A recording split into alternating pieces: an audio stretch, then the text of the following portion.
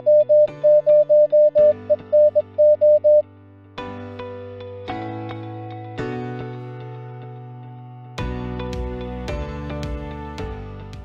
right, I've got 7 p.m., so let's go ahead and get started. I want to thank everyone for joining the monthly Longmont Amateur Radio Club general meeting. I do appreciate you attending. Currently, it looks like there's 27 of us on.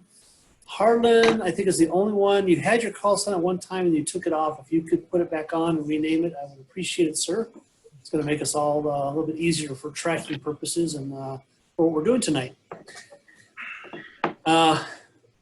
Again, I decided to do Zoom this time because one, WebEx changed the rules, and since I got to pay for it anyways, I might as well pay for Zoom. So that's why we're doing Zoom. So welcome to the new way of doing things. Trying to spice it up a little bit. Couple of announcements for myself is I'm working on. We've got at least one testing going on next month, August 22nd at 350 Terry Street. And I'm working on a second one that hopefully will be happening at the beginning of August. And I'll send an email once all the confirmation's done and things like that. Originally, we were looking at the 1st, but it may end up being the 8th. But we're shooting for 2 testing sessions this month. So if you know anybody that wants to get their license, needs to upgrade, come on out and get it taken care of. It'll be at 350 Terry Street, both sessions. And watch out for emails and blurbs on the website for more information on that once I get but the one on the 22nd is definitely set in stone. So, and the other one, I'm still working out the dates and times and things like that. So keep an eye out for that. While you're on the subject, can I make a comment? Yeah, go ahead. Phil Brown here. One of my pandemic efforts was to re-up my VEC status. Mm-hmm. So I'm a VEC looking for opportunities. Okay, so, well, there may be opportunities there. And get a hold of me on the first one at the beginning of the month as well. And we can talk more about that offline. Okay. That's going to be a little bit different than normal. But you're more than welcome to join that one as well. Yes, thank you, Mr. Brian. The Longmont Amateur Radio Club, the board has some open positions. So if you're interested in volunteering your time to a nonprofit board, I've got some open positions. Come talk to me or another board member about what's available. And some are voting ones, some are not. Well, they're all, you have a say. They're voting positions on the board itself. And the board, of course, has to approve you. But, you know, people volunteer for stuff most of the time. If you've been on a nonprofit before, unless you've done something really bad, you're in. So if you're interested in joining the board and helping out, let me know. We've got several positions. And we'd love to see new faces join the Longmont Amateur Radio Club board. Does any of the board members online have any comments, suggestions, things that they'd like to announce? Please do so now. This is Steve, K0STE, membership chair. Go ahead, Steve. We will do a random drawing after this meeting, and one lucky member that's attending tonight will win a door prize, still to be determined. Work with Pat after the meeting. That's what I've got. Thanks, Steve. And I didn't see, was Doug on? Ooh. Saw Don was on. I didn't see Doug. Talking to Doug, we usually do a day of radio in the park where we go out to Thompson Park and try to make contacts and things like that. Due to the current pandemic, we've kind of decided not to do that this year. So everything's kind of on hold when it comes to events for the club. So just FYI. We'll put that on the website as well. That's been postponed. And right now, Boulder County, the last I got was the fairgrounds isn't even going to open until end of September or end of August, sorry. And they may even postpone longer than that. So right now, I'm still waiting and following the rules for the CDC and the local governments as far as meeting in person. 350 Terry Street being a commercial site, it's a little bit, it's still limited. So it'd be hard to get even, you know, us 28 in one room would probably be a no-no. We did testing there last month in June, and Aaron had it set up and spaced nicely with mask, and I think he did like 15 and had a late walk-in, so he did 16 people that tested. So we're trying to keep it down to around 10 to 15 people, plus VEs and things like that for safety concerns and things like that as well. So so keep an eye again for announcements for testing and stuff, and some of the protocols that'll be in place for that. We're trying to, as a minimum, we are trying to space it 6 feet apart. I did ask the manager there, and he'd asked that people do wear masks, and then basically, you know, we just have to wipe down the chairs and stuff afterwards, and that's pretty much their limitations for right now. So until something is more stringent, that's where we stand on that. Does any other board member have any questions, comments, concerns, announcements that they'd like to bring up? Please do so now. Yeah, I've got one. This is Brian, AF0W. I'm going to be working with Mark and 7CTM on the transmitter for our 2-meter repeater located up on Lee Hill. We've had some issues with it. Not sure if it's intermod or something causing some problems. Normally, the only time, or at least so far, the only time we've noticed that has been during the Tuesday Hamlet net. So unfortunately, we have to interrupt that net to do troubleshooting. So over the next few days, I'm going to try to do some testing at night and see if we can get it to conflict with, one of the theories is there's maybe another net going on some different repeater that's causing the interference. So I'm going to be testing it every now and then at night to see if we can get it to fail some other time, so it'll be a little bit easier to troubleshoot. Once we get that up and working, though, hopefully that'll give us much better coverage on our 2-meter transmissions up at Lee Hill instead of down at the Justice Center. That's it. All right, thank you, Brian. And I'll apologize now. Every so often, I'm getting network bandwidth is low. It's on my side. It's not you guys and gals. It's me. So if for some reason I sound digital or I drop off, it's not you, it's me. I just want everybody to know that. So looks like we had some more people join. Oh, there's Doug. Hey, Doug, did you have any announcements that you wanted to bring up?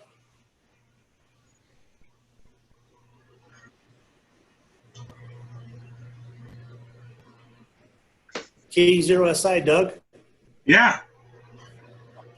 Did you have any announcements you wanted to bring up? I brought up the that we talked about canceling the day in the park.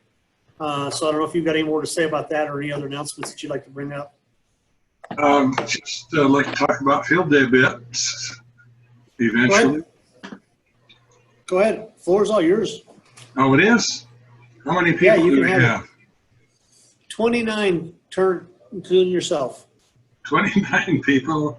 Hi, guys. Enjoy your hobby. That's my pet saying. The field day, let me bring up my spreadsheet. I've got a different spreadsheet than shows up on the splatter. And, it's so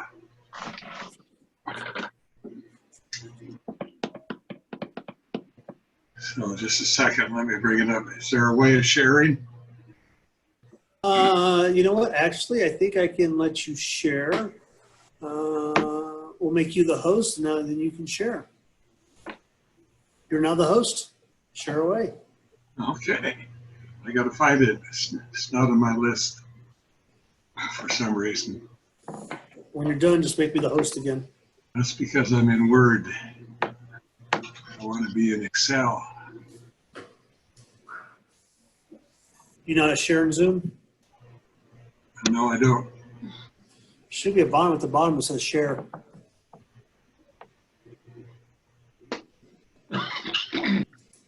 Oh, it should be down at the bottom.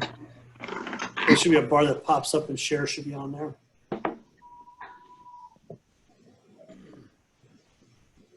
Bottom of the screen where I see everybody. You have everybody at the bottom? I got everybody at the top, so. Share screen. There you go. Okay. So that shares the whole screen.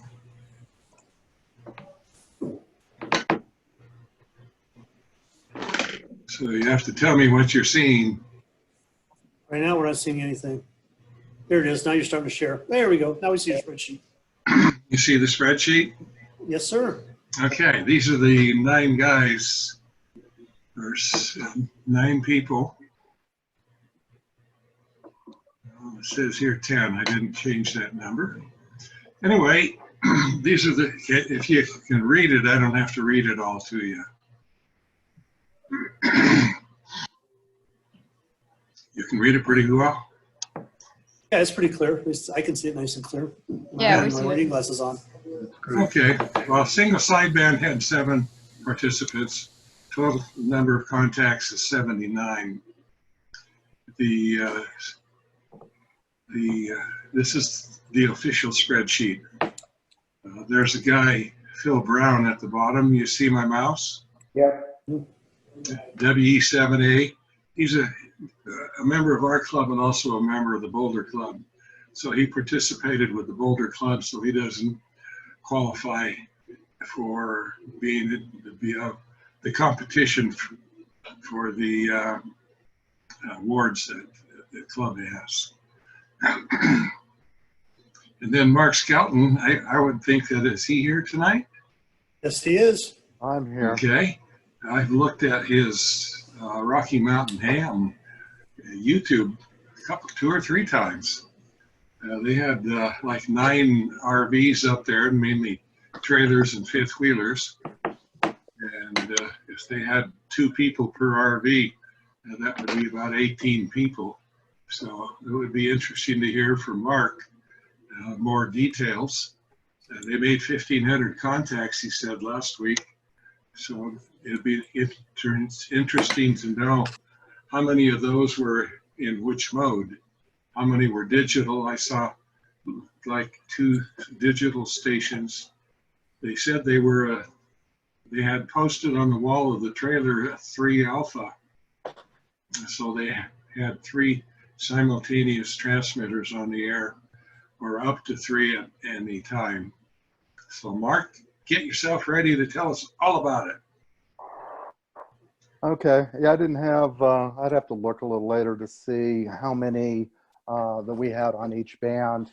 We also had a GOTA station up there, and it was real successful with some of the kids. But you had a teenager out there who worked Canada on your video. I saw that. Yes, and she also was up there. We did give an exam up there. Unfortunately, she didn't quite make it, but I think in a couple of weeks, we offered to have another exam session so she can get her license. So I think it was real successful. Like I said, we had 1,510 contacts. We also had a few that were at home out of New Mexico and some different things. I think our total score points-wise was about 5,600. But we was pretty much, I think the sideband we had the most on, followed by FT8 and CW. Doug, one of the other members, K2AD, got some echo from somewhere, made most of the CW contacts. So. Yeah, I'm gonna have to mute some people here. Hang on one second.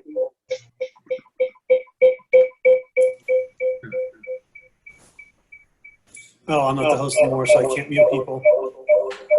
Somebody's got, I think it's K0TMF. I think it's causing the feedback. Doug, can you? Doug, can you mute him? Because I can't, because you're the host now. What do I have to do? Just, hey, Steve? just mute him. Highlight his name and mute. I've got it. I got Steve muted. I Yeah, have Steve muted. No, this is ALGI phone. KE0TMF. Maybe it's gone now. Nope, still there.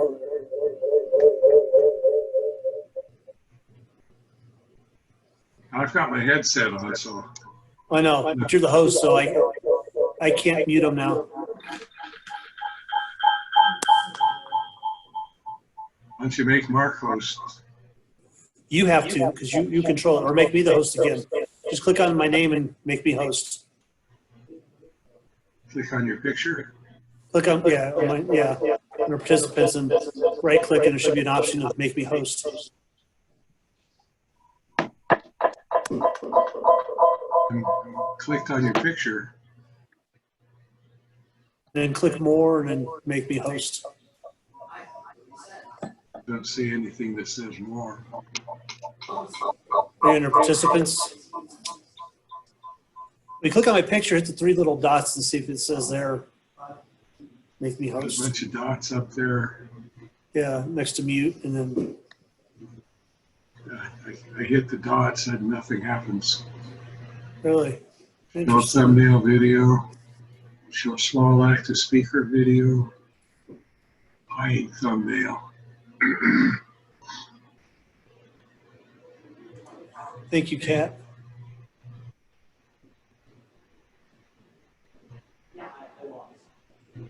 Mark, I think Yes, you're Mark. on. Okay. I do we think get a, it's fixed now. Whatever you did, he turned it off, so I don't see it blasting anymore. So okay. Yeah. So I mean, we had a, it was a good time for all. The bands were pretty interesting. I mean, probably for the first 12 hours, we didn't even do a contact on 20 meters. 6 was open, and 10 was open. So we did a lot of work on that.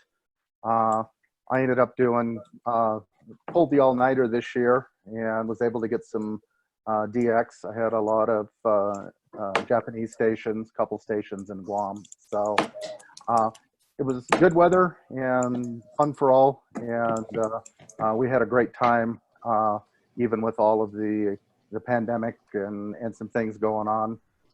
All the hand sanitizer, social distancing, and some things. So one of the members that was up there did have a drone and took a lot of pictures and put together a real nice video that was posted on YouTube that kind of showed the setup that we had.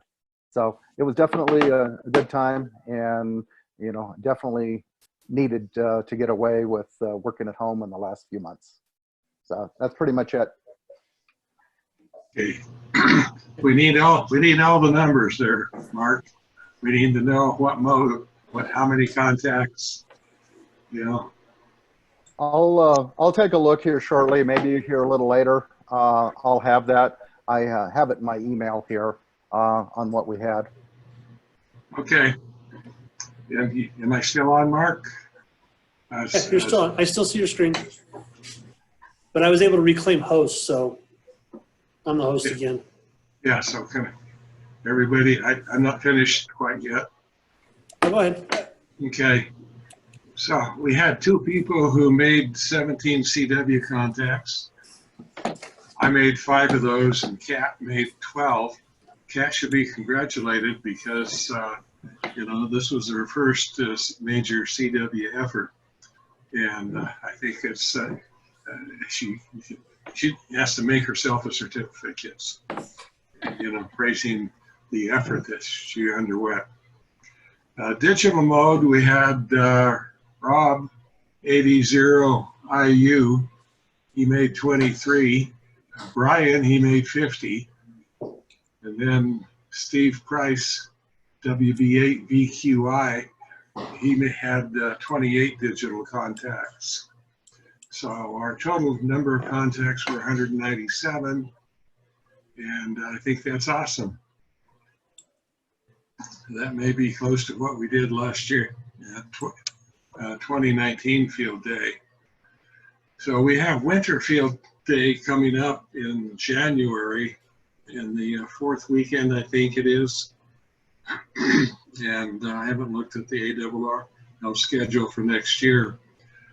But I'll discuss with the board having 1 radio, 1 antenna, or any number of antennas, one radio setup, and lots of handy wipes, and people can come by, you know, one at a time. So I think that might be something that the club would support, depending how coronavirus is doing by January of next year. Hopefully it's cleaned up a little bit, otherwise we're going to go crazy by then. Hopefully it's a little bit clearer. We're all going to go nuts by then. And then the person I didn't put down here was Dave, GMO, W0GMO, is that his call sign? Anyway, why he's a serious CW guy. He and a friend have a remote station up in the mountains of Colorado, and they're CW workers mainly. So I feel I got to give him a call and find out how he did. He belongs on the bottom list down here. That'd be a 0 GMO Dave. So I think that's any questions about field day from anybody for us? I mean, it looks like the winner's here. The board will make the final decision. It's the maximum number of single sideband. We see who that is. Maximum CW out of the 9 of us. And then the maximum digital is 50 for Brian. So those are, the board needs to make the final approval, I guess, on spending the money. Yeah, we'll talk about it, and we'll let everybody know.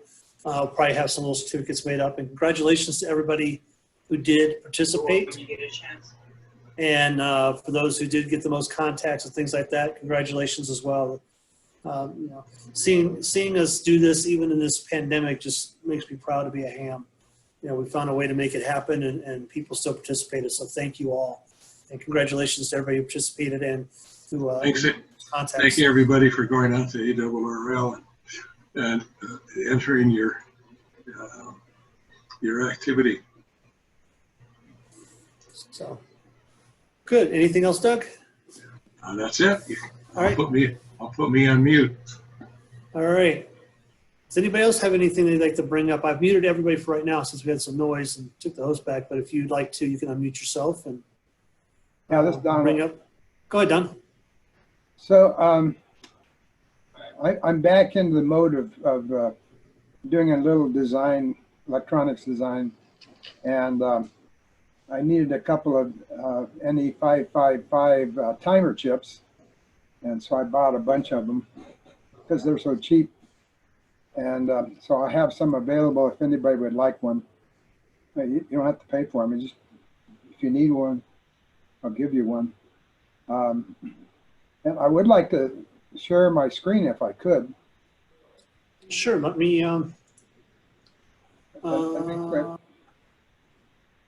Let me make you the host. There you go. Go ahead. Now you should be able to share.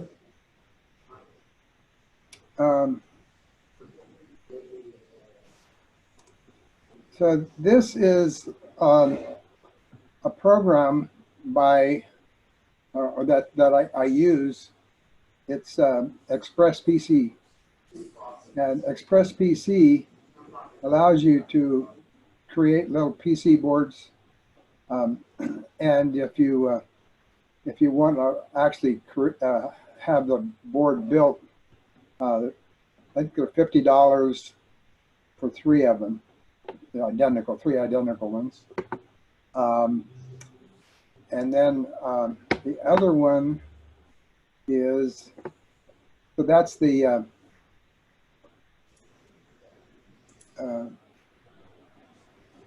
oh, you took me away? Oh, you're back, sorry. The other one is schematics. So this is a schematic of what's on that PC board. And both of these programs are free. Okay, you can take me back, will you?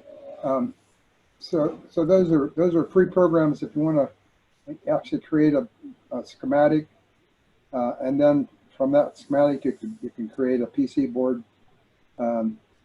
And I won't actually send off for this board because I have some of these Spark Fund boards. You can see these little Spark Fund things, and I'll actually mount it to that little PC board. And it's a lot of fun. Yeah, if you're into building things, if you're not into building things, but you want to try, I'd be glad to help out. I think that's about it for me. All right, thanks, Don. Hey, Don, was that software for doing the schematic, was that an Express PC software also, or that was something different? Yeah, that is also. It's one's Express PCB for schematic, and one's for the actually building the board. Okay, thanks. They have a new version that I loaded also, but I didn't understand how it worked. Like new software. So that the one I showed you is the I think it's called standard, whereas the new one is enhanced or something like that. And I just used the standard one. All right, thank you very much, Don. Anybody got anything else they'd like to bring up before we get into the general meeting? Hey, Chuck, this is Steve, Go ahead, Steve. AF0AGY. Hey, I sent you an article from ARL about virtual, I forgot what it was. It was scheduled for August 8th and 9th this year. I don't know if you saw that article or not that ARL was, it was on an email that I sent you. Yeah, I might have, and I think I looked at it, but I didn't get a chance to finish reading it because I probably got sidetracked with something else. And I apologize, Steve. That's in the splatter also. Oh, yeah, I think I might have forwarded to you guys as well. Yeah. QSO Today Virtual Ham Expo 2020. Yes. 8th and 9th. Got it. Yep. Actually, you sent it to me yesterday. Yeah, there's an article, a sentence or two about it, and the link to register and the picture for it in the splatter. Thank you very much for that, Kat. Yeah, Steve, so there you go. Okay. So yeah, Thank if you're interested, it's in the splatter. Anybody wants to do the virtual ham expo, that looks like it could be a lot of fun. I gotta see, the dates are August 8th and 9th. Yeah, it depends if we're testing or not, whether I'll be able to join or not. So we'll have to Well, wait and see. and if you register by July 24th, you're in a drawing for extra prizes or something. Yeah, I saw that as well. And they also said the material's available for, I think, 30 days after the event, too, if you can't make it at that time. They had, I think, a list of about 70 presenters there. They had a lot of good-sounding talks. One of them is by Ward Silver, who's written a lot of the ARL books, like the licensing manual. He's also written the grounding and bonding book from ARL, and he's going to do a presentation on that. So that's kind of one of those mysterious ham radio topics, so that might be a good one to check out. Cool. Thank you, everyone. See, the splatter team is at work. And thanks, everybody, for adding stuff to the splatter as well. So if there's, again, you have an article that you think is of interest, or even if you're a new ham and you learned something by going out and researching, you thought it might help other people, please get the information to Kat for the next splatter, and we're more than happy to publish it in the splatter and get your name out there, and also people can learn a few things as well.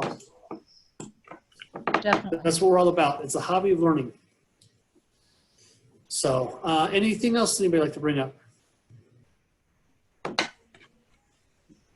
All right. So we really don't have a presentation per se this month. The board kind of thought, let's do it kind of an open topic type thing. So we're going to kind of run it like a net. I will be your net controller, K0ITP, for authenticate for FCC rules. And what we're going to do is, well, I'll call people out, and then basically, you can, if there's something that's on your mind, you bring something up, or if you'd like to, what I'd like to say as kind of a topic, like we do on the Tuesday Night Hamlet Nets, is what does it mean to you to be a ham? what do you get out of it? What do you feel being a ham, is it just as a hobby? Is it feel a part of your life? What does it mean to you to be a ham? So I don't have his call sign, but Steve Andrews is listed on here first. So if you want to, Steve, what does it mean to you to be a ham? Or if you just got something on your mind, like to say, and just like a net at the end, go ahead and say your call sign, and back to net. We'll go to the next person. Okay, thank you. Please know I now have video working. I had to reboot the machine. It all came back and started working again, which is really bizarre. Well, we don't see your video now. Oh, I can receive yours. But that's okay.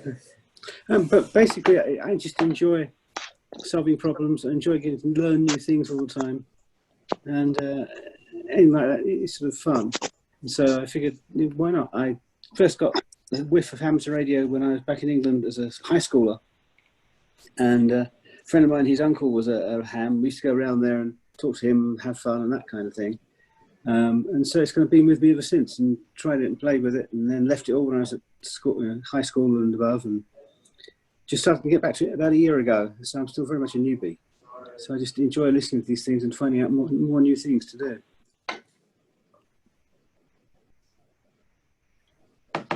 That's it. All right. Well, thank you, Steve. Appreciate it. And even being new to the hobby, even if you did it before, it's kind of like a bike. You get back on it. But now the bikes are, they have batteries and they're electric. So you never know. But thank you for that. No worries. So let's see. Okay, your call sign came up that time. Okay, let's see what I got next on the list here. My list keeps changing on occasion. So if I miss somebody, please let me know. But I'm kind of following the list. KE0TMF. I'm going to go ahead and ask you to unmute. And what does it mean to you to be a ham, or you got something on your mind? Go ahead and speak up. It's like I said, this is like a net, so have at it.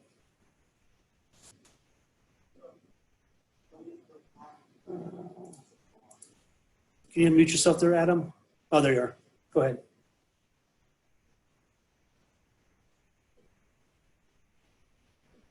And we're not hearing you, Adam, so I don't know if you got audio problems or not. K0 TMF, you with us? All right, just like a regular net, sometimes people don't hit the repeaters. So we'll come back to Adam. So stand by, Adam. We'll come back to you if you can figure out your audio problem. AF0W Brian, what about you, sir? Well, what I've liked most about amateur radio is kind of dealing with the equipment side of things, the hardware side, researching different radios, different pieces of equipment, buying them, getting stuff all set up, things connected. So far, I've been more of a, I guess they call it derogatorily, an appliance operator. I haven't actually built any equipment from scratch yet. Even our wire antenna has been pre-bought, so at some point I'll have to get into that a little bit more. That, and also like helping out new people, getting them introduced to the hobby. Kat, my wife, and I do the amateur radio classes for LARC, and it's really neat to see people come in. We have a lot of people, or a number of people that are worried, they don't have any kind of scientific or engineering background. They've just worked at home, or, they have a degree in something totally different and they want to get into amateur radio, and just seeing them be able to learn about it, see the spark in their eyes, how they get excited when we get them on the radio and stuff is just really nice. So really like that aspect of it. All right, thanks, Brian. Appreciate that. So I'll go ahead. Oh, thank you. You muted yourself back. I appreciate it. All right. Again, this is K0ATP, your net controller for the Wednesday night LARC general meeting. Welcome, everybody. If you joined late, we're kind of an open floor tonight. If you want something else you want to talk about, you can. Otherwise, kind of a topic as well is what does it mean to be a ham to you personally? So next on the list I have here is K0DND. Dan, if you can go ahead and unmute yourself and let us know, we appreciate it. Oh boy. I'm pretty low-keyed person. I actually kind of enjoy listening to the nets. I don't participate a whole lot. But I like hearing what people do and then looking into it to see what exactly it is. Like already I've taken a couple notes for tonight about things that were mentioned that I don't know And I like to see Jerry sitting in the middle of a desolate highway. So that's about it. All right, thanks, Dan. Yeah, I don't even see Jerry's picture up here. I have to scroll over to go to his. So, but yeah, you gotta love the backgrounds for this. Adam, KE0TMF, did you get audio working for you, sir? Because I see you're unmuted. Still not hearing anything. Okay, well, I still have it marked down, Adam, so we'll come back to you here in a little bit. Again, this is KE0ITP, your net controller for the Wednesday night general LARC meeting. As a quick announcement in between here, if you would like to host and be a net controller on any of the nets that the club offers, currently our Tuesday night net at 7, the Hamlet net, or the Thursday night open topic net, please get a hold of myself or Jerry. We'd be more than happy to let you run the net. I know Jerry likes the breaks every so often, and I do as well. So it's a good experience. It's a lot of fun. We have templates you can follow. I use it, again, just as a template. There's things I do that are kind of off the wall sometimes to keep it interesting. So please let us know if you're interested in running a net. Or if you have an idea of a topic net that you'd like to maybe try to bring up for the club as well, we can see about getting a day and time for that as well, and maybe starting your own net. You're welcome to bring that up as well, and let us know. We can discuss it and go from there. All right, I got W0BCK. You are up next.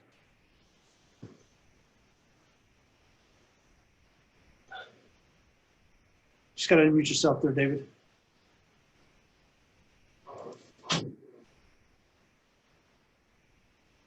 All right, I asked you to unmute, David. I don't know if you were able to or not. WZBCK, are you with us? All right.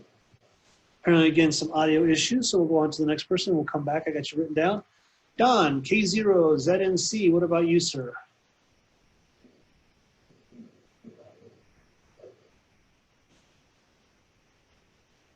I'm sending you a request to unmute, so you should be able to see it and pop it, or you just click on your name and unmute, or mute at the bottom.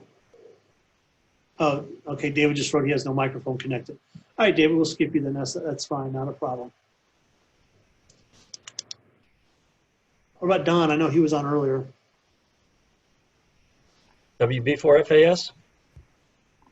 Actually, I was looking for K0Z and Z and C, but he's not unmuting, so, but WB4F S, right? Is that what it is? Yeah. Yeah, go ahead. Yeah, so what got me into amateur radio was the international aspect. You know, talking to people around the world. That was very interesting. It also helped me a lot in school. You know, I became a ham when I was 13, and it helped me with geography. It made my geography classes so easy. And actually, I could practice my Spanish when I was taking Spanish. So that was really interesting. My son always asked me about, you know, why do I do it? You know, he said, I can always get on the internet and talk to somebody around the world, you know, and so I just come back to him and say, all I need is electricity. You need a computer, internet connection, and all that. I can do it without all that. So that's one reason I give him why I do it. So that's about it. All right. Thanks, Don. And also, you don't need electricity. All you need is a battery. Good point. You can even go less than that. You still got electricity. Well, of course, you have a battery to run your computer, but won't necessarily run your internet. So, but yeah, I like that. That's a good thing. And so is your son going to get licensed and become a ham as well? Oh, no, he has no interest. That's why he always asks me, why did you do it, Dad? Well, you can always try to persuade him, because I've been trying to persuade the younger crowd to get in, and I've got some stories at the end that I'll bring up as well. You know, it makes me feel good to be a ham.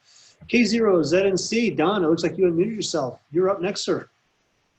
Yeah, I'm not sure. I probably did that when I was correcting the name and the call sign at the beginning. Didn't know I'd done that. That's okay. Go ahead. Anyway, yeah, I just enjoy the hobby. I've been doing it for a long time. And I guess one of the things I really carry in my memory about ham radio was back in the 50s when I was getting started. Well, my first station was all home brew. And,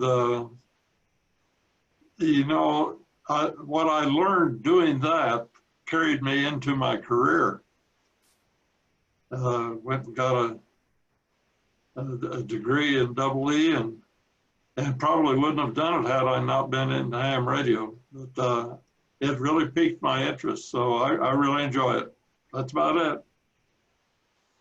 All right, thank you, Don. Appreciate that, Sharon. That's good.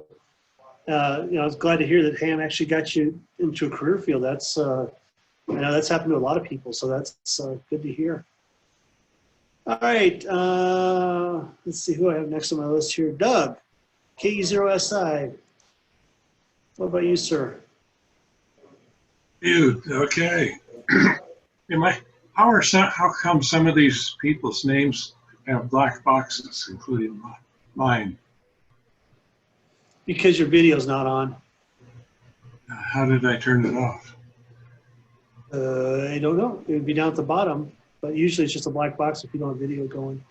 You're not sure. Well, I've got share screen, but I can turn that off. Yeah, try to share screen and see if you start video. Yeah, start video. There's your smiling face. There you are. Okay, that's fun to listen to you guys. I wrote the words down. What does ham radio mean to me? I was 16. My dad was a ham radio operator.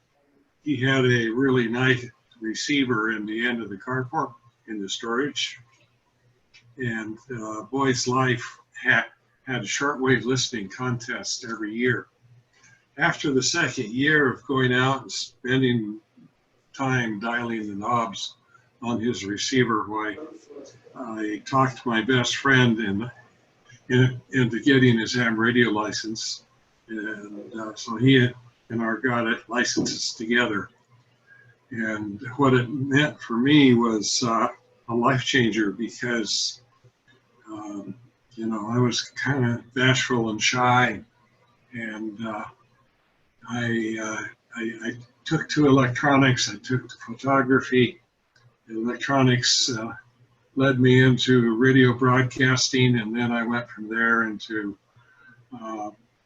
eventually, when I matured enough, I went back to college and became an electronic engineer. And it's affected my life tremendously. So that's really what ham radio means to me. Why do I do it today, you might ask? Well, I guess I get some satisfaction talking to some guy in Biloxi or in Austin or some other foreign country. And I like finding out a little bit about the community around them and so on, although most people nowadays don't seem to want to rag you. You ask 4 questions of them and they say, well, I got to let you go, or I have to go. So anyway, it's a fun hobby, and I appreciate all the guys in our club who provide the support and support our activities. I'm the events chairman, but without the rest of you who show up in large numbers for field day and other activities, why the club wouldn't be what it is today. So thanks to all of you. That's all I got to say. Thank you very much, Doug. I appreciate that. All right, we'll put you back on mute here. Mr. Lewis, did we get you already? KE0EE. Oh, me, okay. Yeah. Sorry. Huh. Boy, well, it's been a long time since the club in Twin Falls, Idaho, introduced me to electronics and then ham radio, and of course because of that, when I joined the Navy, it was a natural, and I've been to 3 schools in the Navy that helped me in my career, and now I get to help other people, and it is really, really neat. I appreciate working with the club and working with other people, and especially kids. You know, when we had Bart Jr. running, it was a special time.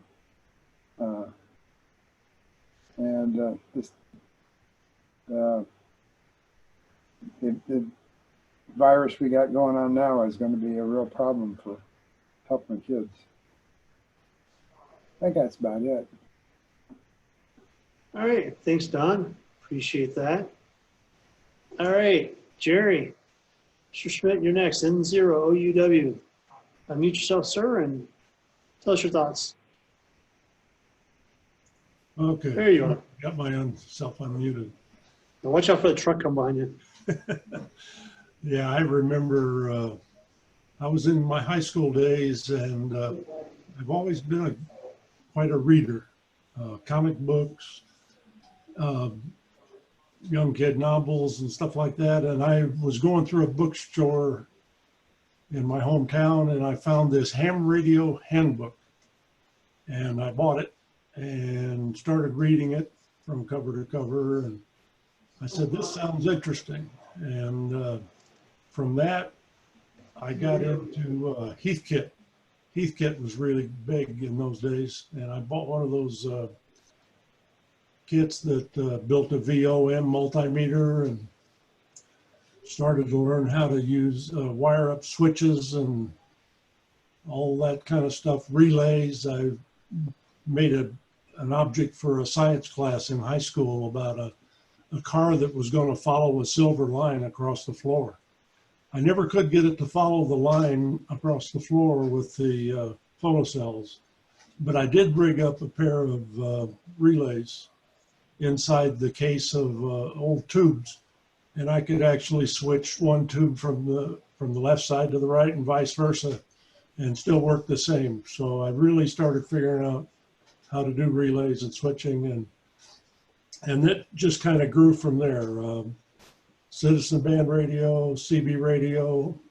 Fellow that worked for my dad had CB radio in his gas station, and got me started with an old town and country CB radio, and got talking to a high school friend. And I've always been really bashful on the air. I know when I first started doing the net with LARC, I would break out into a sweat sometime in the morning before the net, trying to come up with an idea for the question of the day. And nowadays, I've gotten over that bad habit. I'm still bashful on HF. Still haven't done much with HF, but you know, I think my real focus is what can radio do as a tool to help people. I really enjoy the bike races. When I first joined Bee Cares, they had 100-mile bike races up in the mountains, and just being able to monitor the radio and radio in information from a remote place to the headquarters and that sort of thing. So I really like that aspect of the radio, what it can do for managing things like that. The parades and things like that I like to do. But that's really my focus. I just like to use the radio as a tool to help out. And actually getting in that ham radio handbook and those Heathkit kits got me started into electronics and got me into going to college for an electronics degree, and led my way into IBM and all that kind of stuff. So that's what got me started, and just enjoy that aspect of the hobby. And that's about all I got. Thanks, Jerry. Appreciate it, Jerry. Thank you. Ted, N0RQB, what about you, sir? I have two presences here on the net. I'm going to come in by phone. My internet is unstable, and so it keeps falling off, but the phone lives on, so that's why I'm here, and I'm the guy that doesn't blink up in the corner. Now, let's see. I have a I just love learning how things work, and had a chance. Ham radio gives me a chance to learn about all kinds of technical subjects. So many areas to explore, and I find I just enjoy lots of clever solutions. So I'm learning more and more each subject in turn. Antennas, digital communications, so that's all fun. I'm getting a kick out of this Zoom with all the meetings just because it's so easy to take notes just by doing screen captures. So that's handy. Ham radio certainly did get me into electronics. Way back in the 70s, I made the WB4 VVF keyer, one of the first things made with integrated circuits, and that got me into my career. So that worked out quite well. Lots of fun. Back to net. All right, thanks, Ted. Appreciate that. Yeah, it's amazing how ham radio is, involved with multiple facets of technology and how people use it to get jobs or help them with their jobs. So it's really good to see that. All right, let's see who do I have here next. Kat, W0UM. What about you?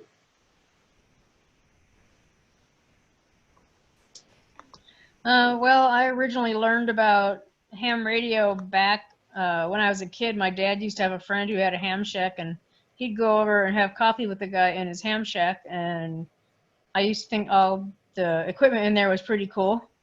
And then when I was growing up as a teenager, I lived on Guam, and the only way to talk to grandparents in Pennsylvania was to do a phone patch, because the phone calls were $36 a minute, and the phone patch was free.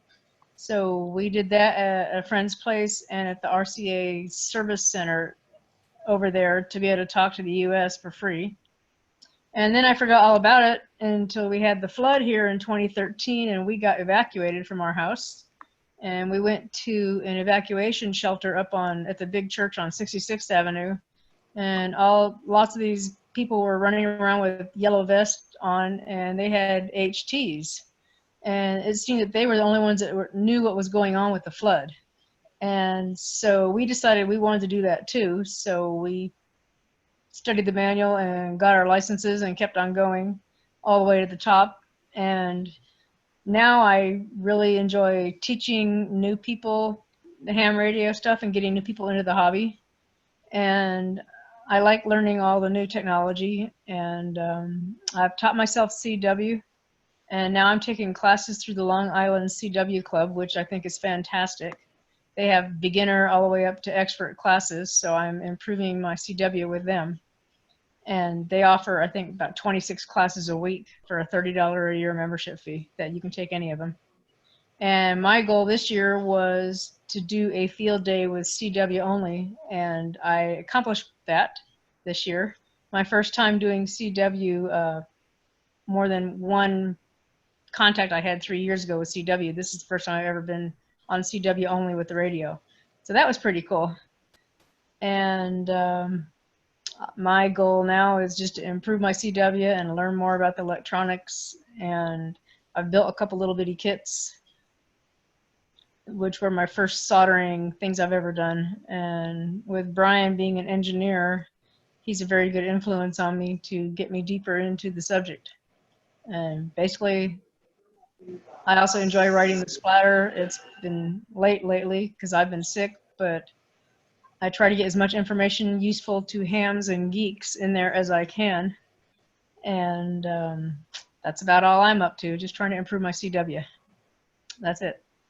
All right, thanks, Kat, and thank you again for getting the splatter out. I mean, even if it's late, somebody took it on. You said, "Let me do it." You've done it, and we appreciate it. Trust me, it's I know it's a lot of work, and I'm sure everybody in the club does appreciate it as well because it's great reading and it's a lot of pages more than it used to be, and it's informative. And it doesn't just go to club members; it goes to a lot of other clubs, and it goes to other people who aren't even club members. So, a lot of good way to market the club, and we appreciate that. Thank you. It goes out to about 500 people now, I think. Yeah, I know it's a pretty big list. Yeah. All right, K0AHG, you're up next.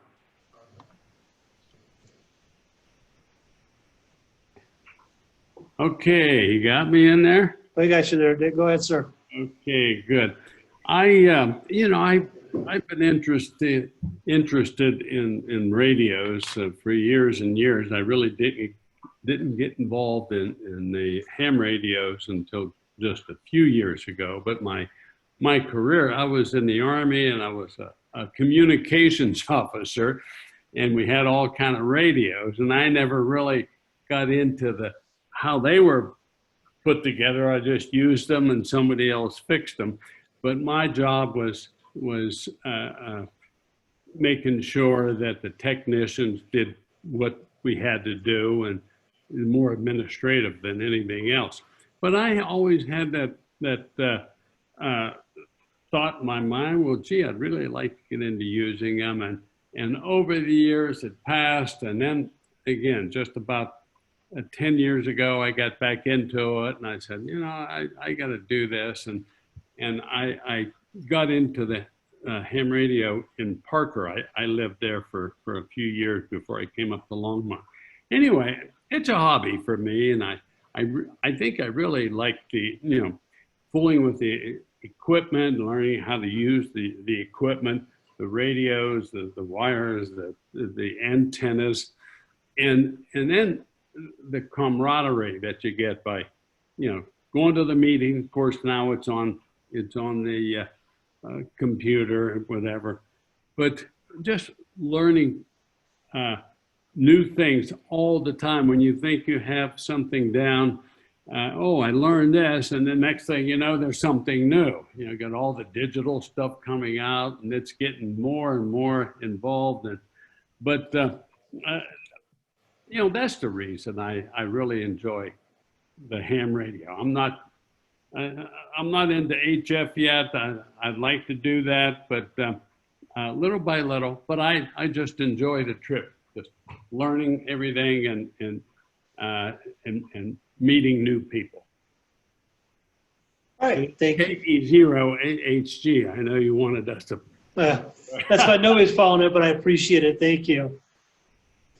All right, thank you very much for that. All right. AC0TG Ken, you're up next, sir. Hi. For me, the biggest thing when I first started with ham radio, my Elmer told me that ham radio is not really one hobby. It's more like a collection of other hobbies, and to me, that's just sort of hit home. It's been turned into this lifelong pursuit of just learning new things, no matter what they are. That's sort of how the radio hobby is just a background hobby for everything else I do with the remote control airplanes and the general electronics and shooting and all that sort of stuff. It's sort of the hobby that ties everything together. That's it for me. Yeah, I was looking at your picture there with, I have a nice lab here, Mm-hmm. and I thought, yeah, that looks like he has a pretty good lab too. I wonder what he's got. Oh, I've got a bunch of stuff. Yeah. This is I've stopped. I tried to add up how much money I spent in this room one time, and I stopped and just was like, I don't want to know. Yeah, it's an investment. So that's it for me. All right, thank you very much. All right, so next we've got who I haven't done yet here. N7CTM. What about you there, Mark? Oh.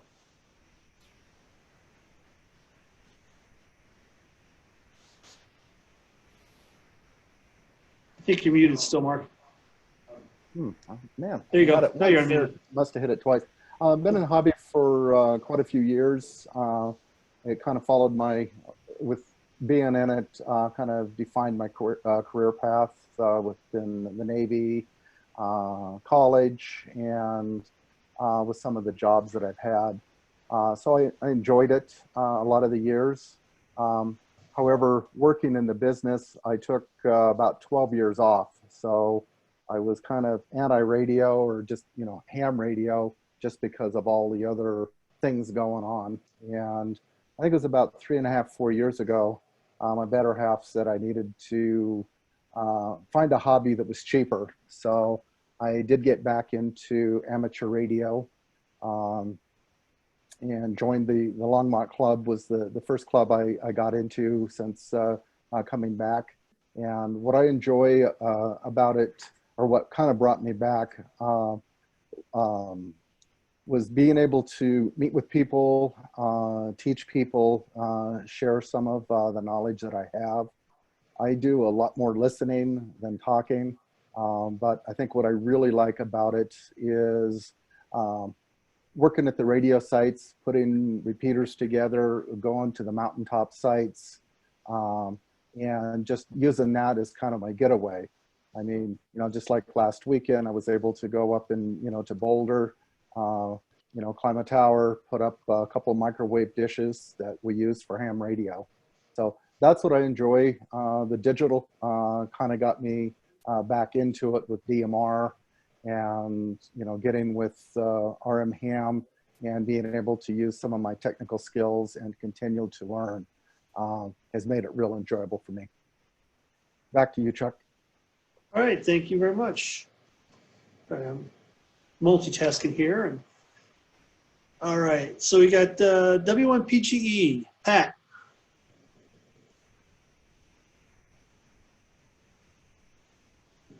Keep yourself unmuted there. That's one thing I got to find out about Zoom, if there's a way for me to unmute people. There we go. You know, you got to figure out how to make technology work. For an old guy, that's kind of tough. Anyway, I got into ham radio several years ago, mostly as a start of emergency communications, thinking that might be important sometime in the future. And I think I'm right. I think that is important. But it's evolved to me to be a major hobby. I really enjoy the technology.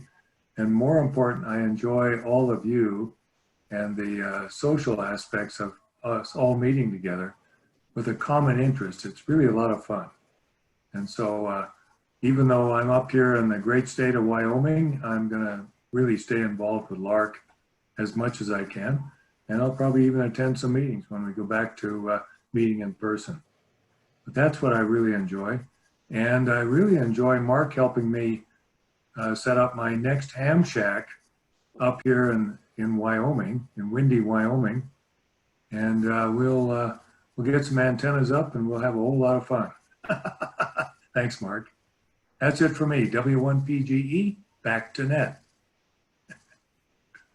Thank you, Pat. Appreciate it. All right, I got WE7A. Phil, what about you?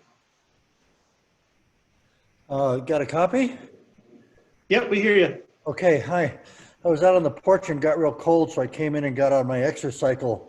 And of course, you hit me right at the peak of the hill. So I'm really working hard here. Oh, that's okay. Okay. We'll make you multitask. Yeah, well, we are. When I was a little kid, probably age 2, maybe 3, my folks said I always liked to ride in the 48 Plymouth that they had because it was the radio bye-bye. It had a radio in it. I've always been fascinated by radio. When I was a little kid, I had an Arvin radio in my bedroom, and I took it out of the cabinet so I could see all the parts inside and look inside the tubes and try to figure out how it worked and stuff. When I was maybe 12, 13, my parents gave me a Heathkit GR91 general coverage receiver. I still have it. And that got me started on shortwave listening. And it grew from there. I got my license when I was 17, a novice, learned CW, of course. And always been fascinated by radio. It's just magic. And I think that's the real drive of it for me. It's just magic. I don't know how it works. I do know how it works. I don't know how it works, but it's so cool. I also got into aviation. I built an airplane, actually a replica of the very first Heathkit. And thanks to ham radio, I understand aviation radio a lot better, its capabilities and limitations. And radio is very helpful in many parts of life. Sorry, it's kind of steep here, the hill I'm climbing. So I've always been active. You work twice as hard. Upgraded to extra, I don't know, 20, 25, 30 years ago. And I like the camaraderie. I like the equipment. I love putting up antennas, seeing what they'll do. I'm not real happy with the sunspot cycle right now, but That's the brakes. I'd love to be a better CW operator. I need more courage for that. For everything else, I'm pretty good. And it's just the fascination, the camaraderie, the people, talking to people far away that you shouldn't be able to know, but you can meet them and learn a little about their lives. So I guess it's just fascinating. Back to Net. All right, thanks, Phil. Then I got Robert Smith's iPad. You are next. It's K0IVV. For some reason, it doesn't say that, but that's what it is. Anyway, okay. I'm fascinated by my ham radio because of how much there is to learn and how much it actually challenges my brain. At my age, I need something to challenge my brain, and it does. I actually am I've just begun to try to learn CW. Tried it once before. I was 11, failed at good old World Radio in Council Bluffs, Iowa, taking classes. Anyway, mostly I do it for the challenge. I haven't done much HF yet. I finally got an HF radio, but I haven't used it except for shortwave listening yet. But I'm puzzling out what kind of antenna to put up, and then I'll get on HF. That's about all there is about me. All right, K0IVE, thank you very much, sir. K2RAS, Ron, you're next. Hi, group. Well, I've only been a ham for about 6 or 7 years, and I don't know of any hobby that has as many different facets as ours does. I'm involved in a growing number of them. I did it for emergency communications and giving back to the community. I love the physics and the electronics and the building things part of it. I love talking to people around the world and the challenges in getting awards for that. I am involved in the weather side of that with the National Weather Service. I haven't done any satellite work yet, and I'm sure there's a number of other areas that are potentials. And I like working with the group. I mean, there's a variety of different personalities and experiences and other things. So I just think it's a very, very varied hobby, and I enjoy, when I get tired of doing one part of it, I move over to another. And when I get tired of that, I go back to another. And it's just very fulfilling. So that's why I do it. Back to you, Chuck. All right, thank you very much, Ron. K0STE, Steve, you're up next, sir. Okay, well, I've only been involved in ham radio less than 2 years. The Patriot Group was offered a class at the Self-Reliance Expo, kind of a preppers thing, but I attend a lot of different activities just to get an exposure, and attended their class, got my tech license. They explained it was inexpensive to get started, but you can spend as much as you want on all this equipment. I'm not a builder, I'm a buyer, and I'm just learning. But best thing about I've had with ham radio is meeting all the different people, either in person, on the air, through email, and also all the future people that we'll get to meet. So that's all I've got, Chuck. Back to Net. All right, thanks a lot there, Steve. All right, so we got KM6SJA. Another Steve. Go ahead.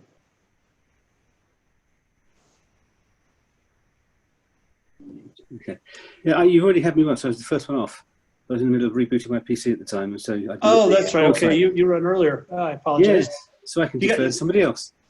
All right, we will do so. I apologize. I thought I had you on my list and went right past it. But I have another Steve, KF0AGV. Go ahead, or actually it's AGY. Go ahead, Steve. Yeah, I'm unmuted now. Can everybody hear me? We can hear you. Yeah. Thanks to Pat, walking on the back of the trails here and looking at his HF antenna, goes, hey, I think that's a ham operator. And then he had on the bottom of his emails when we were working HOA stuff, that's a ham operator. That's his call sign. So, that got me started. I'm a BSEE. worked a lot of different electronic programs with Hughes Aircraft and a lot of different aerospace type programs, covert programs. I've done a lot of work. I really like the field. I'm still consulting. I still work. I still try to do some voluntary stuff. Dana, one of the technicians that I think lives up in Lyons. Is it Dana up in Lyons? Yeah. Dana Cruel, I think is his last name. He's a tech. I'm trying to get him to get his generals. We're talking back and forth and trying to get him going, get him motivated. So that's my thing. I like to get motivated. I like to work with people. I think my mom kind of got me on the track. I've got an old Zenith shortwave radio that's probably a 1940 radio, 4-tube pin radio chassis. Went ahead and plugged it in about 10 years ago and it shorted out and smoked and I go, oh crap. So probably the capacitors or something in there kind of shorted out. But anyway, make a long story short, the shortwave radio, listening to people, listening to different slangs and stuff really got me interested. And I hope I can use my talents and help other people within the ham organization here. And thanks to LARC for you guys' help. KF0AGY back to net. All right, thanks a lot. And then we got WB8VQI, another Steve. Go ahead, sir. Well, good evening. My interest also started off in HF, that's the magic of radio from around the world when I was a kid. And for having said that as my enthusiasm, I really haven't done all that much HF over the years. You know, living in an apartment or someplace where you couldn't set it up, or even just the other priorities of life that come and go. I'm still on my first paper logbook of my HF contacts, but I do try to get some time to do that and would like to be able to do it more successfully. And I really don't know why I have as little success as I do. Comment related to field day. I did spend about an hour trying to do SSB contacts on field day, and as you saw, I got 2 contacts. And I also, toward the end of that, I tuned around, came across a guy who was taking a break, doing a bit of rag chewing, and he was operating field day mobile from his pickup truck out in the middle of nowhere, Texas. He says he parked up kind of next to a big tree that he was using as a reflector. He moved his truck to a different angle from the tree to change the direction of the signal. And so far in field day, he was up to 600 contacts, and I'd had 2.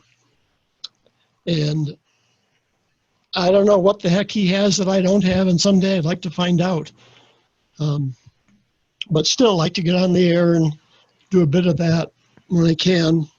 Also interested in public service type activities. I'm a member of ARES. I was a member of ARES when I lived upstate New York, and we did weather nets and traffic handling and all that kind of stuff. And those are oftentimes fun activities and chances to get to know and work with new and different people, which is a good experience. So the operating and the public service events, I'm not real strong on the technical side of the electronics and practicalities of how to build things, but I do have picked up some of that over the years, which has been valuable for me. So anyway, that's where I'm at with ham radio. Back to the group, WB8VQI. All right, well, thank you very much. And we'll try one more time. KE0TMF. Adam, do you have your audio working? It looks like you're on, but I don't see an audio microphone associated with you. So I was just checking to see if you're on really quick. Give me another chance. Oh, I'm not hearing anything. Okay. Sorry if people had technical difficulties. If you need help with Zoom for potentially next time, because it looks like August we are going to do this again virtually. Again, this is KZRITP. Chuck here in Firestone, and this is kind of how I run a net on a Tuesday night. So again, if you're interested in running a net, we kind of did what a net is, and like I said, we have a template. There's some basic information, and then you just run with it, and you can run the net any way you like. There's topic nets, there's non-topic nets, so the gauntlet's open for whatever you'd like to do. So as far as myself, Hey, Chuck. Yeah, go ahead. Yeah, there was a text under chat out there that somebody said they didn't have a microphone. Yeah, that was David. Okay. W0BCK. So and I tried to chat with Adam, but I didn't get anything back. So, but thank you, Doug. I appreciate that. As far as myself, I've been doing ham radio now for probably about 3 years, so I'm still a newbie. The reason I got into it is that I've always, I like to do different hobbies. I do some photography, and I've been tinkering with computers for over 30 years. And actually, I was in the Air Force. I was a loadmaster from C-130, so I had nothing to do with computers, just a slide rule and weights and measurements of equipment and stuff. But got into computers, and then I've been doing that for a long time. And then got into ham, and I started reading and researching and said, well, this is interesting. Ham radio's come a long way. It's no longer just some guy eating a ham sandwich, drinking a beer, talking to somebody across the sea. There's so much other things that you can do with ham radio now. And so, I kind of did some more research, and there's articles out there. There's an article came out, I think last week about, is ham radio dying again? Things like that. And the way I approach ham radio to people is, this is the first social networking. This is a way to stay 6 feet away and still socialize and talk to people before they had Zoom, WebEx, FaceTime, all these different things out there. This is how people talked and communicated. So it is still a mystery to me on some of the stuff. And I'm sitting here, sometimes I'll just look up and go, okay, I wonder which radio wave is going through my brain right now. And if I had the right feelings in my teeth, I probably could hear somebody talking from Japan or something. Like the people used to say they could hear voices in their head, and they found out some of it was based off of radio and feelings. So it's just all that fascination of, we can't see with the visible eye, but we know it's there and it works. So that's one reason I kind of got into it, to learn a little bit more and maybe help keep the hobby alive, because one of the things I've taken on is trying to get youngsters involved with it, and that's been a hard task. These kids have these cell phones today, and that's the end all be all. So I've actually had the opportunity. My best friend's daughter, who's now going to medical school at the University of Birmingham, her and her sister, we were tracking satellites when I was in Alabama a couple weeks ago, and we picked up a NOAA satellite. So I recorded the audio from that and tried to decode it. But we also were listening to SL50, and she goes really interested in that. So I had the opportunity, and it's basically, she's my niece, I've adopted her. I sent her a Baofeng. She doesn't have her license yet, but she's going to school and she's looking for something to do outside of medical stuff. So I sent her a Baofeng. I programmed it with some satellites. I programmed it with her local repeater at the school, and she's excited to get it. So hopefully, I maybe had the opportunity to actually get somebody new into the hobby, and not only being a younger individual, but a young female as well, which is a demographic that you don't see in ham radio a lot. We have quite a few, but I don't know why there's not more. So one of the things I've done is I try to, for ham radio, is get people involved. Is how can I make it interesting for younger folks and things like that. And one of the things that I found is I mentioned internet. I've been playing with DMR, which involves the internet, which fascinates kids. You mentioned internet, it's like, oh, well, you could talk to somebody. I could do that voice over IP, but I said, can you take your voice over IP into the other room? Unless you came with Bluetooth or something like that, connect to your computer. But what if you could talk to a repeater with your radio and it's going over the internet? You could talk to anybody in the world with just a technician license. They're like, what? Really? You can do that?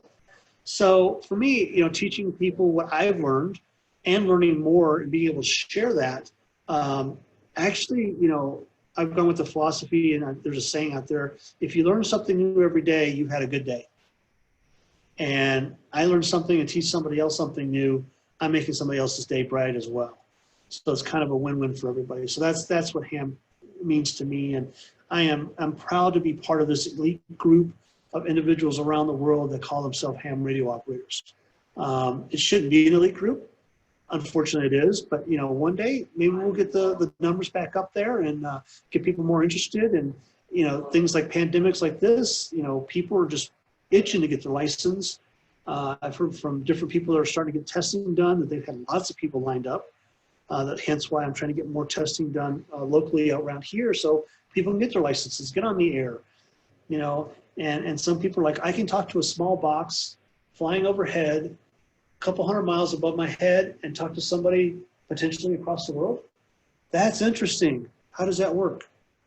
I was the other day just with my little Kenwood and a rubber ducky antenna. I picked up P101 and was trying to make a contact, but I kept losing the signal. So, it doesn't take a whole lot to get on the air, especially nowadays.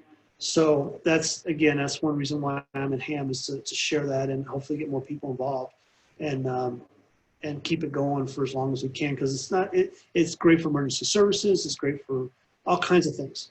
And I think more people get involved, the more technologies and more subsets of ham will come out of this.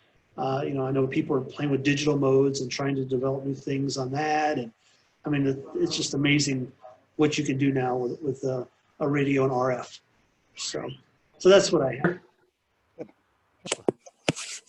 Yeah, I'm here. Sorry. I thought you were supposed to be at it automatically. So. Hey, Chuck. Yes.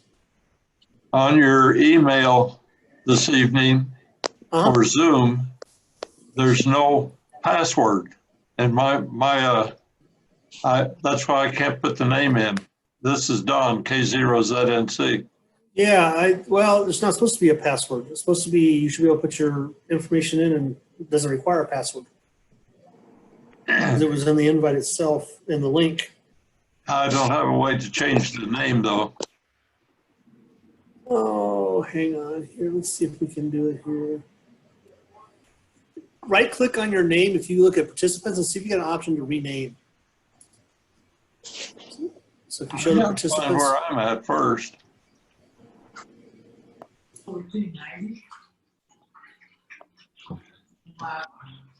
If you bring your cursor towards the bottom, you'll get a menu bar that pops up, and once you say participants, if you click on that, it'll list the participants.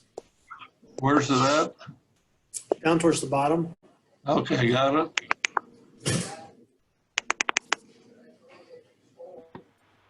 And if you click on participants, it should show the participants on the right, and next to your name, if you hit right click and hit more, I think you can rename it from there.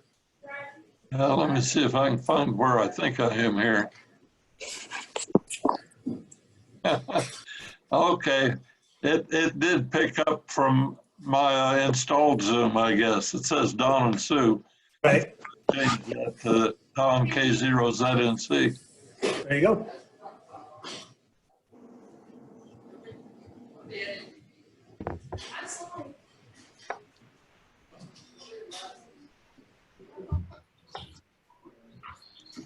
Don, click on Start Video. Don't have it? Okay. There you go. What? Never mind. Where's the start video at? Should be down at the bottom of on the left side.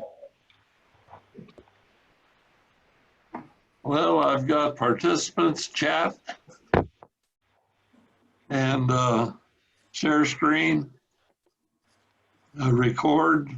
To the left of those. It's to the left of those?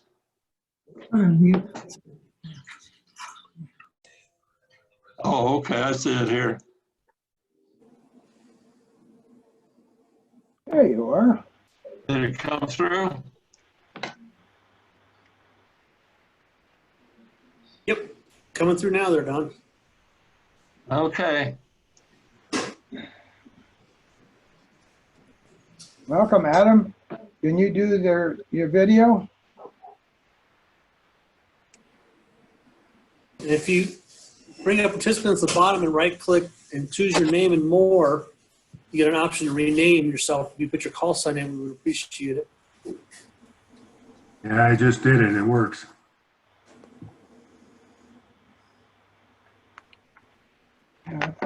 Oh. A lot easier than Zoom was, or WebEx, sorry, the other video conferencing software. Who is JL?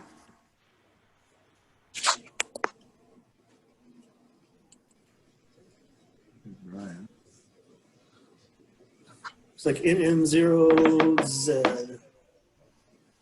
Adam looks like he's the only one, and E. Bennett, 1945.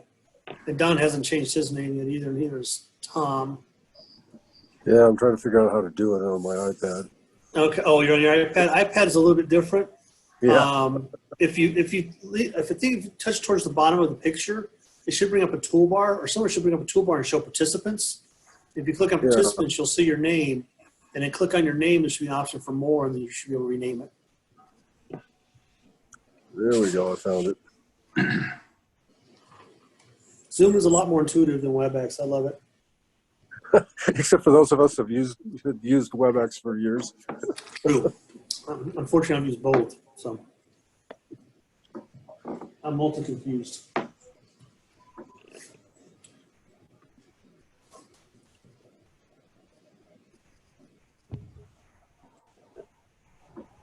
Tom got his. Pat, Don, E. Bennett, 1945. Still needs, if you can add your call sign, and Adam, you can add your call sign as well.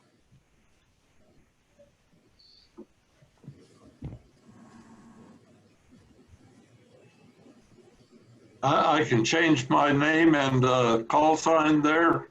Yeah. Yep, and add your call sign. And go where, over to the right side and pick up the.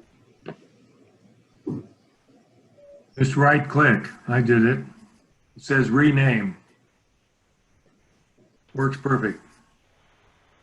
That's rename. I gotta find the rename. No eyes don't work too good. If you have like a little more, or maybe just come up with rename. More. Click on more, and then you'll get an option for rename underneath that. Okay, I see it here. There you go. See how that works? Nice picture of your window well, your basement. Yeah, sorry, I didn't get my my lighting figured out. I complain about everybody else, and now I'm in. It's all good. It's all good, Pat. So it looks like it's a little windy up there in Wyoming, huh? Yeah, it's windy. Yeah, but it's Wyoming. So what do you expect? True. Looks like it's windy there on the beach too. It was. And that's the other thing about Zoom is you can have backgrounds. Ah. And if your computer's fast enough, I think it's an i3 or better, you don't need a green screen. But if it's not, you need a green screen to do the background because the processor can't. Still got wine in Wyoming. See. There you go. I'm just doing 7-Up on the beach. That is a much nicer than average background. There you go. I was looking for a ham radio one. I couldn't find one that was appropriate. I'll show everybody the one that I use for my when I do videos at work, for work stuff. There we go. That's when I use it for work. I'll show you mine, but you turned mine off. What's your background? No, not the background, but the let me share my screen. Oh, share your screen. Well, you can share your screen later if you want.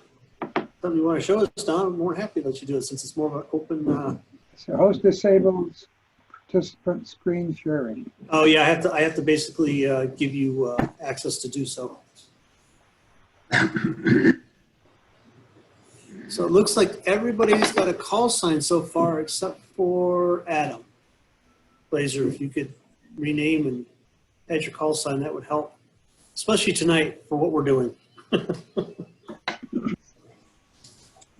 Oh, looks like we got a dialer.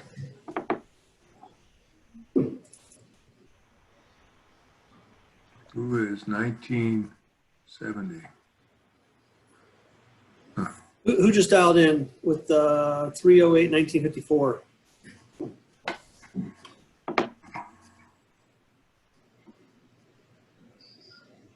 Who's our dialer in? A dial inner. Because I can rename it that. Make it easier for all of us. Yeah, whoever it is. Who dialed into the call? Oh, somebody put chat here. Fine. No. Oh, it looks like it's. I saw Ted Now Cline. yours is listed there, Ted. Yeah, Ted Cline said he, oh, so you dialed in through phone. I still show you as being on online there, Ted. So that's why. That's fine. I'll add you as the dialer and I'll change it. Was that Ted Cline? Yeah. Okay. But I'll rename it here so it doesn't confuse us and we can.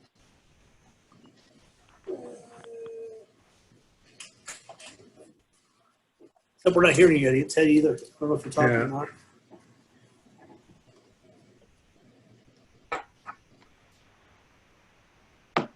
Kat hasn't added her call sign yet. I just changed it for him.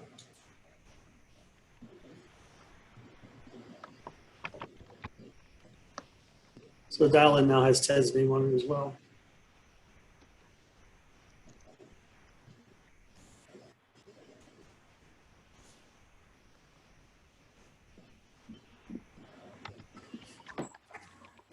Well, there's a will, there's a way.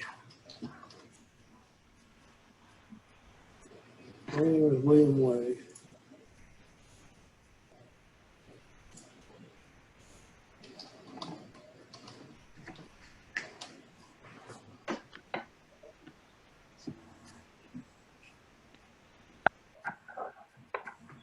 Peter Miller.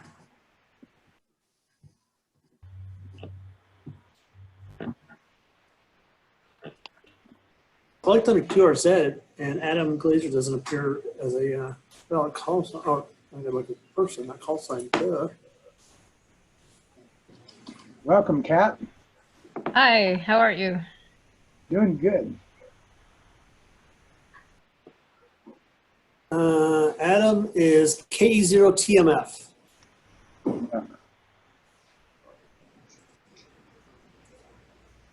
Yeah, I sent him a text, but I don't know if There we go. Done. QRZ is a beautiful thing. QRZ is a beautiful thing.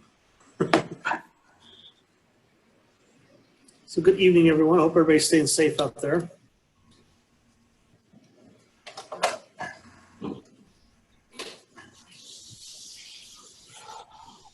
Or at least staying out of trouble. Just harder for some people than others.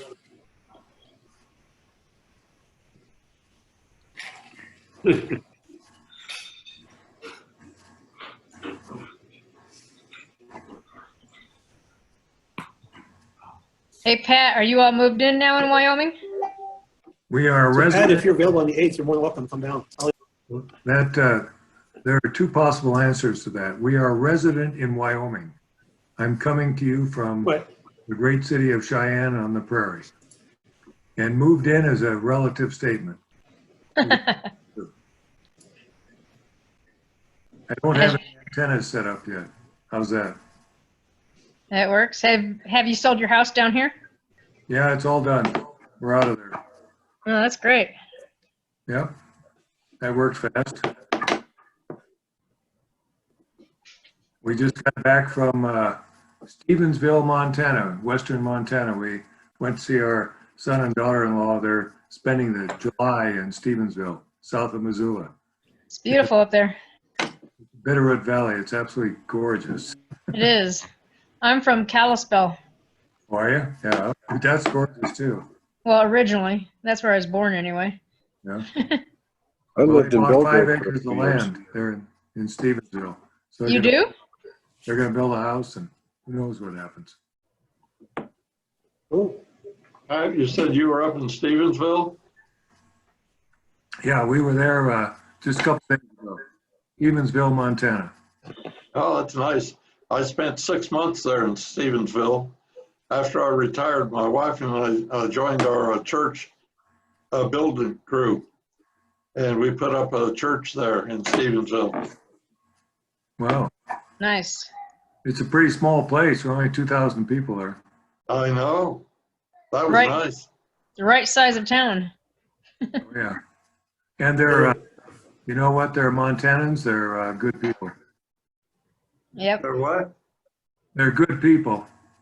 Oh, yeah. Just good Americans. Yeah, we were up in Cheyenne last weekend. You were? Well, we weren't here. Next time you come up, make sure you give me a call and come on over. Yeah, I was with my Carrie, and my youngest was with me. And we just went up there kind of looking around, getting away for the day. So We'll show you around with what we know. we had a couple of RV dealerships up there and was looking at trailers. Yeah. Now our next project is to buy a tractor because I hear that it snowed up here. And we have several hundred feet of driveway that somebody has to.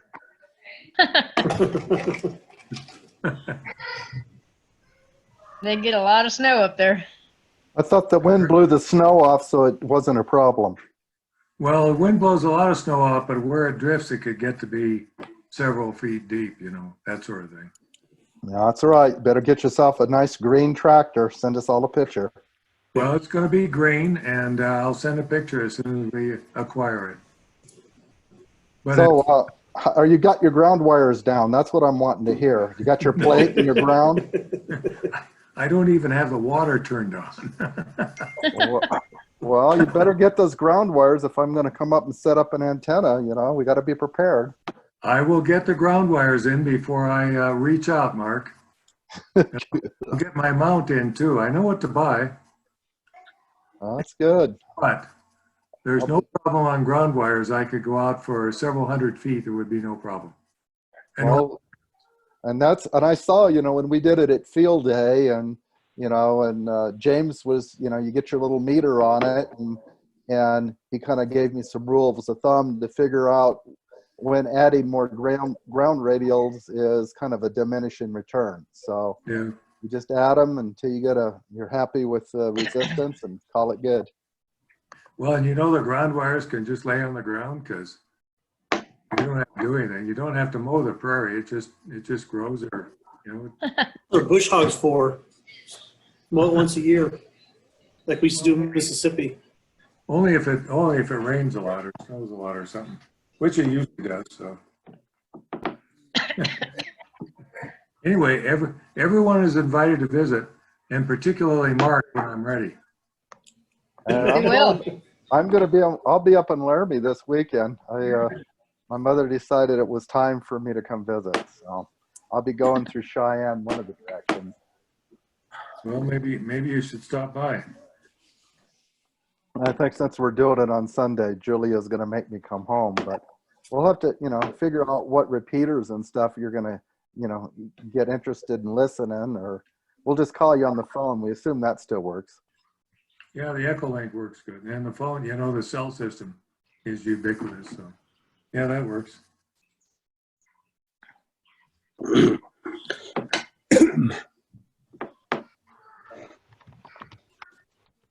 All right.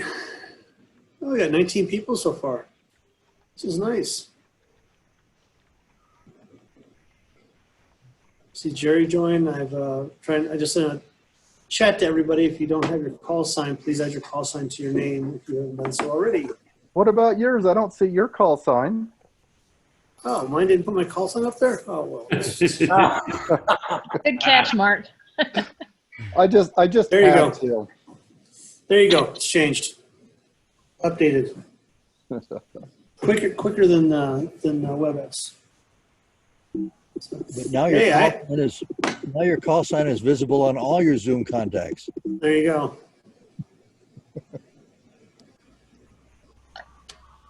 What's your backdrop, Chuck? What's your backdrop? That is from SpongeBob SquarePants. It's a pineapple under the sea.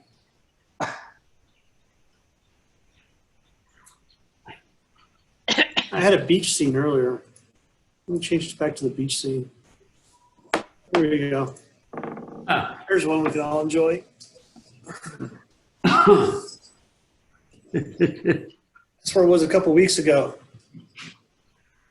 Nice. Of course, it wasn't quite that bright, and there was people behind me not wearing masks, but other than that, it was good. No hula girls behind you, Chuck. No, I wasn't in Hawaii. I was in Florida. What did I miss? Oh, it looks like everybody's got their call sign except for Don, who that is. I'm sure Don is. I'll see if I can get that out there. Okay. They should be able to bring up participants, choose your name more, and then rename yourself. And add your call sign, please. Ready? Makes it a little bit easier for Pat and myself, especially with the way we're doing the meeting tonight. Or just click on the little 3 dots in the top right of your screen and it'll offer you to rename it. Yep. Oh, that part I didn't know. That's good to know. I don't even know who Don is. How about that? Don Lee, there he is. Don Lee. Yeah, my wife also says that. She doesn't know who I am. Probably true.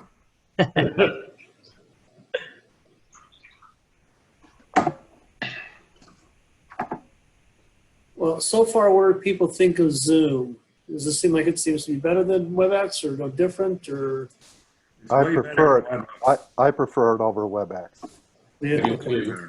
Me too. A lot more intuitive and it works. Good. That's what I like to hear. So if we go virtual, I will. I'll make sure that my Zoom account stays updated, and we'll start doing Zoom. Jerry, are you going to get the new flight simulator from Microsoft? We don't hear you. You're muted, Jerry. There you go. You talking to me, Don? Yeah. What was the question again? Yeah. Are you going to buy the new Windows or Microsoft actually flight simulator? Probably not.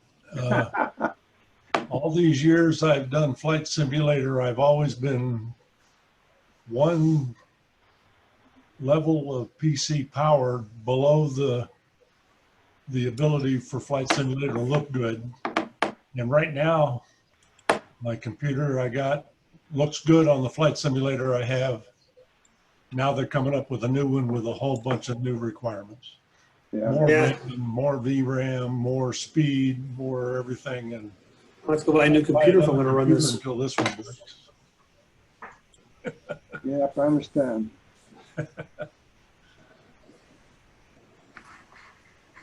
Yeah, I guess they're saying the new flight simulator comes on 10 discs. What's the disc? CD-ROM. Actually, I think these are DVDs. I don't think they're even CD-ROMs. I thought maybe Check and it's see. a floppy disk. No, not those kind of discs. Our flight simulator is our grandson, but it's not a simulator. They're 10 double-layer DVDs. Wow. So imagine how big that software pack. It takes, let's see, about 90 gigs of space. Somebody. I might have to just buy a computer just for a flight sim game. You have a new ham on there? Do I hear new ham? Nothing wrong with that. Hey. We like new hams. Brian, did you get the new QST yet?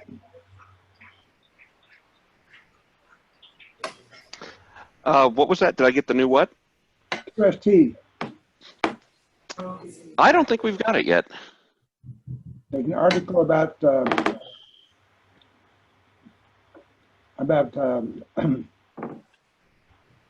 putting out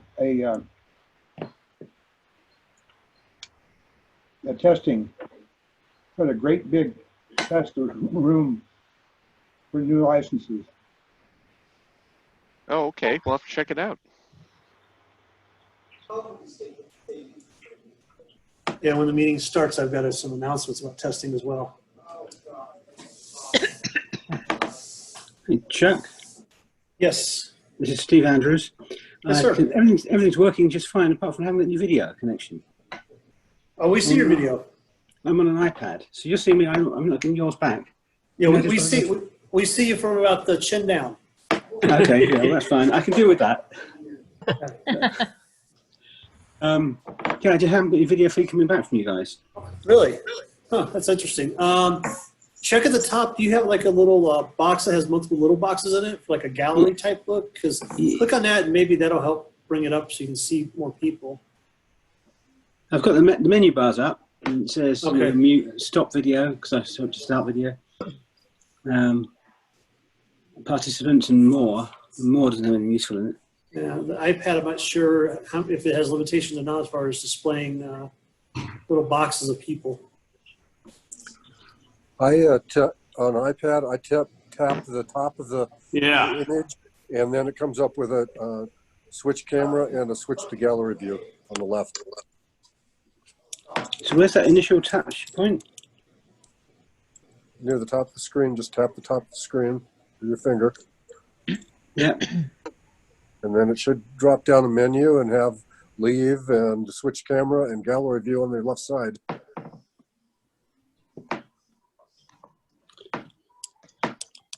I'm not getting anything on the left-hand side. On the right-hand side, I've got things.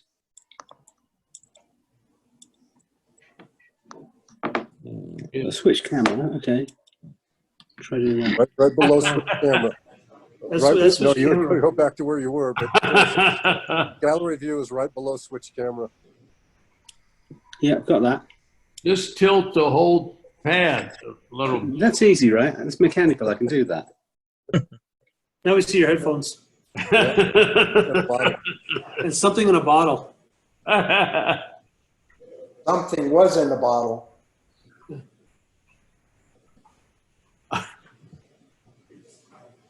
Hey, Pat, I just met Steve the other day. He's across the street from me in our backyards. Yeah, we're 50 yards apart.